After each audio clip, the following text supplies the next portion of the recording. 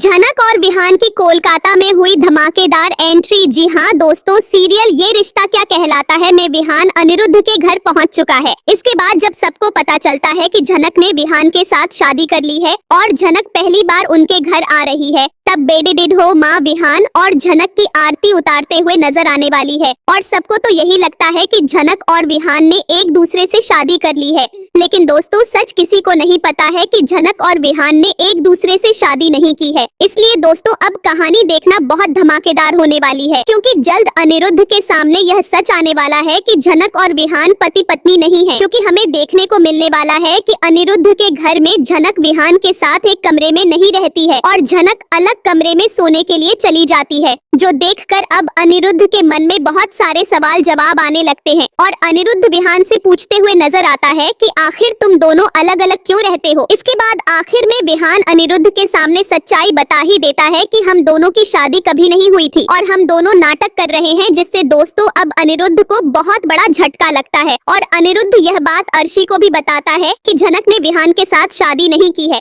असल में तो दोनों नाटक कर रहे हैं। जो सुनकर अर्शी को भी समझ नहीं आता है कि आखिर झनक ऐसा क्यों कर रही है और अपने करियर को खराब क्यों करना चाहती है। इसके बाद दोस्तों अर्शी झनक से बहुत ही अच्छे से बात करती है और अर्शी झनक से कह देती है कि तुम चाहो जब तक यहाँ पर रह सकती हो और अब तुम्हें मुझसे डरने की जरूरत नहीं है, क्योंकि मैं अब पूरी तरह से सुधर चुकी हूँ। इसके बाद दोस्तों अर्शी की तबीयत बहुत ज्यादा बिगड़ने लगती है और अर्शी की बिगड़ती हालत को देखकर सभी बहुत ज्यादा डर जाते हैं। आगे कहानी में क्या होता है देखने के लिए हमारे साथ बने